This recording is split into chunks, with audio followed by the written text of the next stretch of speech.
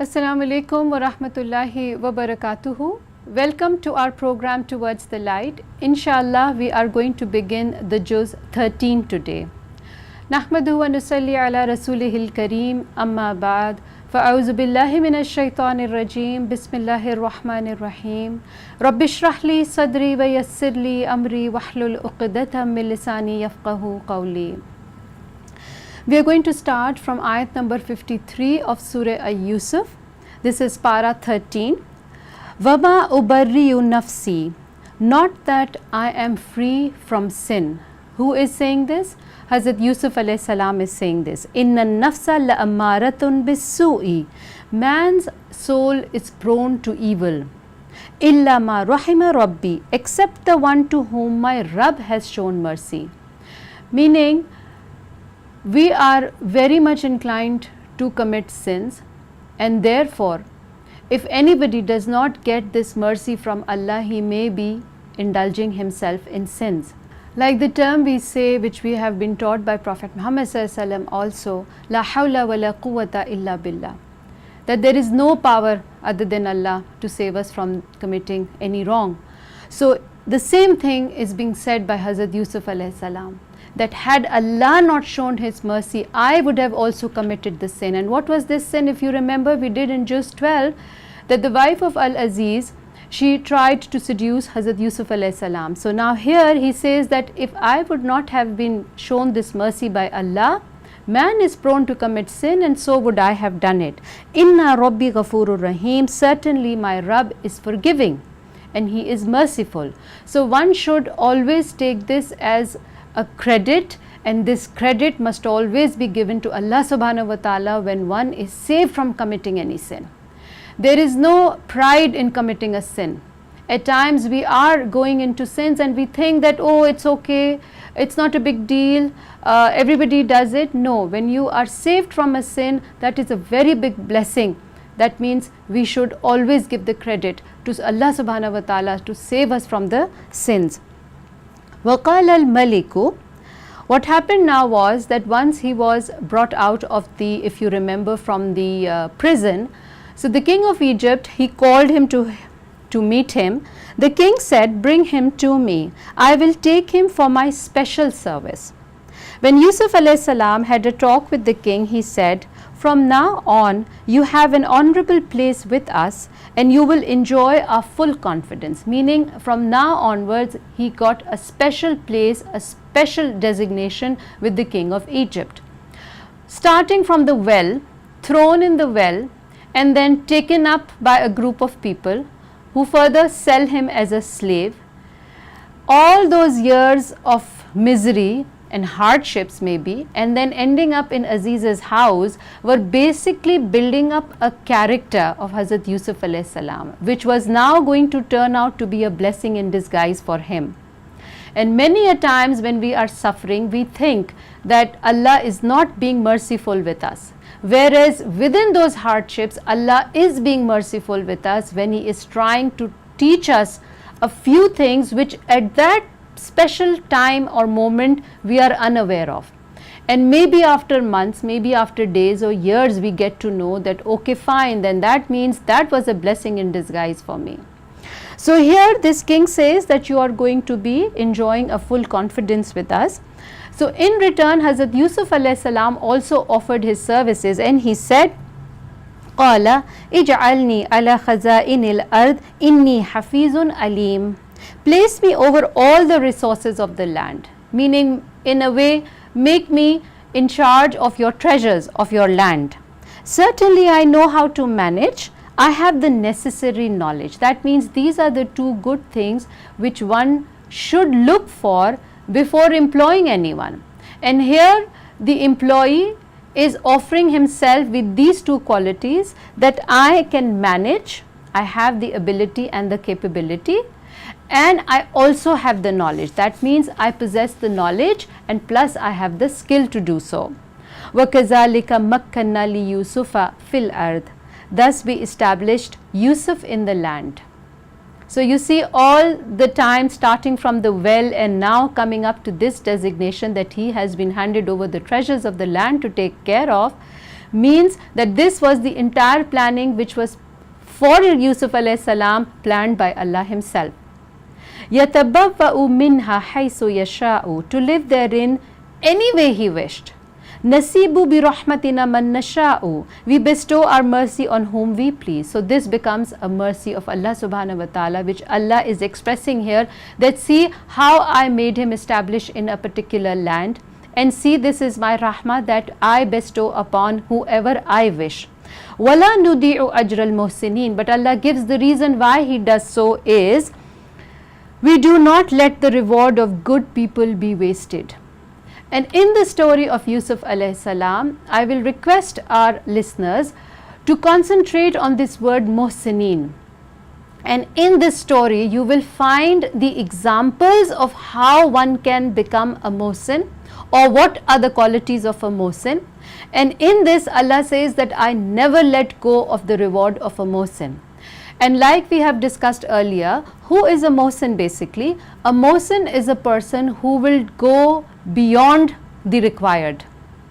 Meaning, if he was supposed to do till 2, he will do 3, or he will go up to number 4. For example, if he had to give 10 rupees, muhsin will end up giving 13 rupees or 11 rupees or 15 rupees. If he was to let go of a situation where he was trying to show his emotions, whether it was anger or whether it was being polite, he will prefer to be polite rather than picking up to be angry. This is a muhsin. When given a choice, you pick up the best. And you don't pick up the best to please yourself or to please the other person. You pick up the best so you can please your Allah. And then you expect the reward from Allah. You don't expect the reward for the person you are pleasing, or you are let going of a situation or your temperament, and you are not even doing it for your own good. You are doing it only and only for the sake of Allah. So here I would like you to keep on noticing where is this word coming and where is Allah Ta'ala explaining the meaning of a muhsin. And then following it, we need to analyze our characters, that in situations given, are we trying to act like a muhsin, or are we on adl, or are we coming in zulm? There will be only 3 categories. Either it's going to be zulm, or we will stand on adl, or we are going to become a muhsin. وَلَا أَجْرُ الْآخِرَةِ خَيْرٌ لِلَّذِينَ آمَنُوا وَكَانُوا يَتَّقُونَ. Yet the reward of the hereafter will be even better for those who believe and are righteous. That means Allah is going to give the rewards in the dunya. It's not that He is going to preserve all the rewards for akhirah, but it is up to Him. He may reward for such muhsinins in dunya, but when they will come in akhirah, that means giving in dunya does not mean that they will not get anything in akhirah. Allah says the akhirah is going to be even better for such people. وَجَاءَ إِخْوَةُ يُوسُفَ فَدَخَلُوا عَلَيْهِ فَعَرَفَهُمْ وَهُمْ لَهُ مُنْكِرُونَ. Several years later, when the famine started and there was no food outside of Egypt, Yusuf's brothers came to Egypt for food and entered his office. He recognized them, but they did not recognize him. Now from here we will see the story is going to take another change. Why did these brothers come to Egypt for food? If you remember, the dream that the king had seen was that there are going to be 7 good years and then there are going to be 7 years of famine. So this famine now has struck the outskirts of Egypt also. And in Egypt they had preserved their crops in their sheath to help themselves when there were years of famine. So since the outskirts of Egypt was also affected by this famine, so the brothers of Yusuf alayhi salam were then inclined to go to the king of Egypt in search of food. And here we see, when they came, Hazrat Yusuf alayhi salam recognized them, but they did not. When we had given them their due provisions and they were about to leave, when they came there and they met Hazrat Yusuf alayhi salam, and so they got their provisions, when they were about to leave, he said, "Bring your stepbrother to me next time. Do you not see that I give full measure and provide the best hospitality?" Now if you see here, in a way he is praising himself. Yusuf alayhi salam is praising himself. He's saying, do you not see I'm a very hospitable person, and do you not see that I gave you the full measure, so I want you to bring your brother next time. That means he's making his hospitality conditional for next time, that unless and until you don't bring your brother, I'm not going to be hospitable, that means. So do you not see I'm giving you full measure? That means in certain given circumstances one can praise, but this is not a praise out of arrogance or pride. This is why, because there is a planning behind it, and the reason why Hazrat Yusuf alayhi salam is saying, so that they all can come together as a family. So you can say that this is a little step that he is taking, so that he is making them liable to come next time. And of course his niyat, his intention is very, very pure to join the family again. But if you do not bring him, you shall have no grain, nor shall you even come near me again. That means if you do not bring the brother again with you next time, that means they will be denied of the grains. They replied, we shall certainly try our best to bring him from his father. This we will surely do. Yusuf alayhi salam told his servants to put his brother's money into their saddlebags secretly, so that they should know about it only when they will reach their family. So now what is the second thing? First thing, he tells them that you have to bring your brother, otherwise you will be denied. Secondly, to make it sure that they come back, he puts the money of the grain, meaning this was again the character of a Mohsin, that he really didn't need to bring that money back in their saddlebags. He didn't have to put it back, but he does it. Why does he do it? And he does it in such a way that they can only find it when they reach home. Otherwise they could have returned halfway and returned the money. And in this way he is ensuring that they will come back. And again, this is a strategy, this is again a way a Mohsin is behaving here. So we see, so that when they come back, what happens is, when Yusuf alayhi salam's brother returned to their father, they said, Father, grain is henceforth denied to us unless we take our step brother with us. Now who is the step brother? He is the younger brother of Hazrat Yusuf alayhi salam, that is Binyamin. Please send our brother with us, so that we may get our measure, and we take full responsibility for his safety. Now of course the brothers knew that they could not take care of Hazrat Yusuf alayhi salam previously, so this time they are going to reassure the father, so that he sends Binyamin with them. He said, should I trust you with him as I once trusted you with his brother? So of course he had his reservations. Hazrat Yaqub alayhi salam had his reservations, and he said, how can I send him with you when I know you could not take care of Hazrat Yusuf alayhi salam? But Fallahu khairul hafiza, Allah is the best protector, wa huwa arhamur rahimin, and he is the most merciful of the mercy givers. Meaning, I know the kind of people you are, but at the end I am going to still trust in Allah, and then leave him to show his mercy in this case. So what happened was, they opened their baggage. They discovered that their money had been returned to them for the grain, and this was the money that was kept by Hazrat Yusuf alayhi salam. Father, they cried with joy, what more can we ask for? Here is our money returned back to us. We will buy more food for our family. We will take good care of our brother and obtain an extra camel load of grain. This way it will be easy to add another load of camel grain. Meaning, if you let Binyamin go with us, this time also, because we got the money back, we can go and buy extra food, and next time when Binyamin will go, we will get another camel full of grains. Yaqub alayhi salam replied, what did he say? I will never send him with you until you pledge in the name of Allah that you will surely bring him back to me unless you become helpless. Now you will see that even if he is showing his apprehensions, Hazrat Yaqub alayhi salam still is not leaving his connection with Allah. Initially also he said that Allah is Arhamur Rahimin, and here also he says, well, if the will of Allah will come and you become helpless, that you cannot actually take care of him, then I am going to believe in it. So what happened was, and when they had given their pledge, he said, Allah is the witness over the pledge you made. Then he said, that is Hazrat Yaqub alayhi salam, when he agreed to send Binyamin with them, he gives them an advice. He says, my sons, do not enter the capital city of Egypt through one gate. Because in those times, the cities used to have boundary walls, very high boundary walls, and then those walls had main gates, they were separate gates of entry. So he said, since you are going to be 11 men walking in from one particular gate, either people may think that this was some plot that this group of people is coming in, of men is coming in, or secondly it could be that there could be an evil eye against you, or people may think that you are here to steal or plot. So don't enter together, but enter from different gates. Enter from different gates, not that I can avail you aught against Allah. Now this is just a precaution, and again he say, وَمَا أُغْنِي عَنْكُمْ مِنَ اللَّهِ مِنْ شَيْءٍ. I cannot save you from Allah. If Allah wills anything wrong, then I cannot save you from that. But this is a precaution. That means in Islam, precautions must be taken.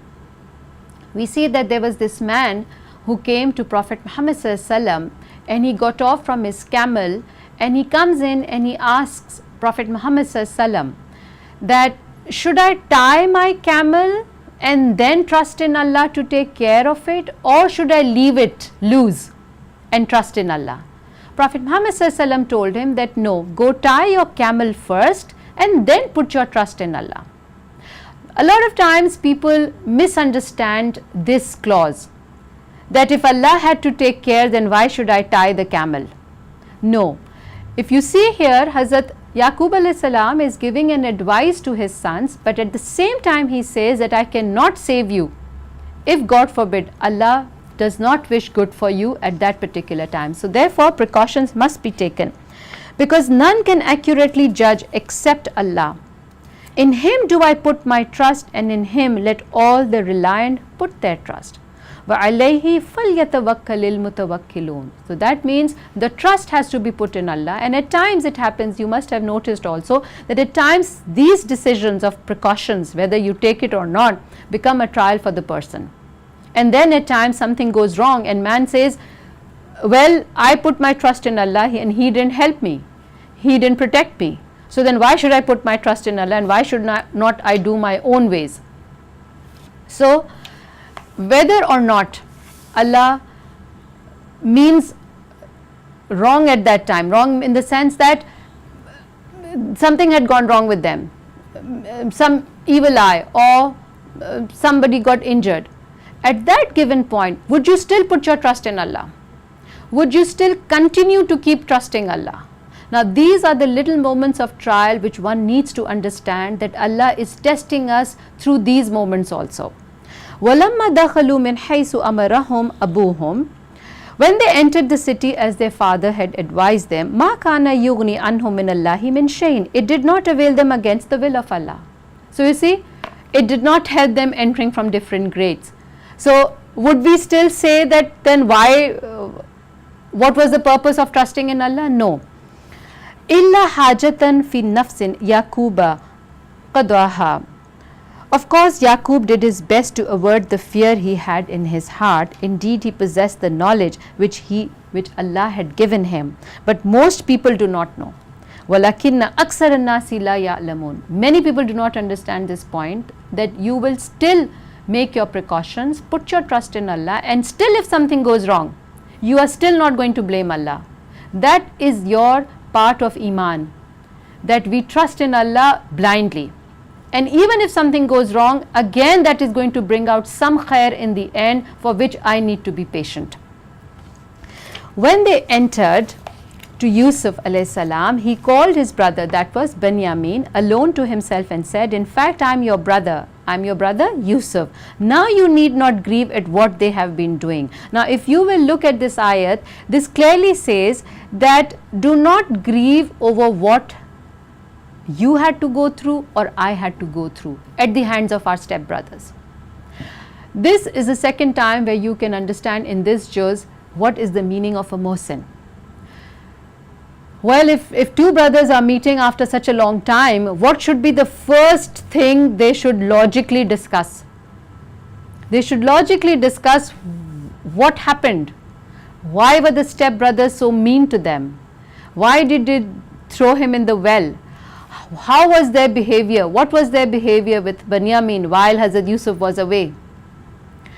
all these things put aside, and he comes up with one statement and he says, do not grieve over what has happened in the past. What does this show? This is a sign of a muhsin. Now he has now given a choice. He can behave badly in return with his brothers, and he can immediately make a plot with Binyamin over here that next time when they will come to me, this is what we are going to do with them. So this is the basic tarbiyah that comes, and the time that Hazrat Yusuf alayhi salam had spent in those hardships and in those the moments of endurances, that Allah gave him this ability and this tawfiq of forgiving, and at the same time thinking about the best, thinking about the positive, how to make things better. So what happened was that while Yusuf alayhi salam was arranging the loading of their provision, he put the royal drinking cup into his brother's pack. Later on, a crier called out and he said, "O people of the caravan, you must be thieves." That means now this drinking cup was missing. They turned back and asked, "What have you lost?" The royal servant said, "We have lost the king's drinking cup, and the one who brings it will be awarded a camel load of grain. I guarantee it." Yusuf alayhi salam's brothers said, "By Allah, you should know by our behavior during our stay here, we did not mean any corruption or any mischief in your land, and we are no thieves." The royal servant said, "What would be the punishment of the thief if you are liars?" Meaning, if the cup comes out from your baggage, what is going to be the punishment? They replied, "The punishment of he in whose pack you find the royal cup will be to make him your bondsman or to make him your slave." That's how we punish wrongdoers, because this law was there since the time of Hazrat Ibrahim alayhi salam, and then this was in the times of Hazrat Yaqub alayhi salam also, that if anybody would be found guilty of stealing, then that person will have to become a slave in the custody of the person whose things were stolen. After this, Yusuf alayhi salam first began to search the packs of his stepbrother before the pack of his own brother, that is Binyamin. Finally, he took it out of his brother's pack. Thus, he redirected Yusuf. He could not seize his brother under the king's law, meaning this was not the law in Egypt at that time, that they could have kept Binyamin because he had stolen something. But Allah willed otherwise. We exalt in ranks whom we please. He is the one whose knowledge is far greater than the knowledge of all others. At this accusation, his brothers remarked, "There is nothing strange if he has committed a theft." Now look at the behavior of the brothers. For his brother also committed a theft before him. Hearing this, Yusuf alayhi salam suppressed his feelings. Now look at this word, فَأَسَّرَهَا يُوسُفُ فِي نَفْسِهِ وَلَمْ يُبْدِهَا لَهُمْ قَالَ أَنْتُمْ شَرٌّ مَكَانًا وَاللَّهُ أَعْلَمُ بِمَا تَصِفُونَ. And what did Hazrat Yusuf alayhi salam say within his heart? He said,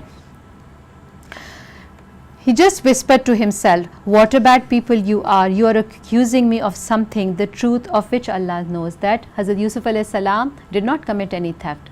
Now look at these people, because they did not recognize that this was Hazrat Yusuf alayhi salam. At one instance they are blaming him, and the other instance you will see how they are going to talk to him. They said, "O noble prince." See, so at times how can people be judging the others? One is they are calling him a thief, and secondly they say, "O noble prince, he," that is Binyamin, "has a very aged father who may not be able to survive without him. So please take one of us instead of him. We see that you are one of those, inna naraka minal muhsinin. We see that you are one of those who do good to others." The behavior of Hazrat Yusuf alayhi salam all these two times when the brothers were coming was that of a muhsin. That means he was giving them more than they required.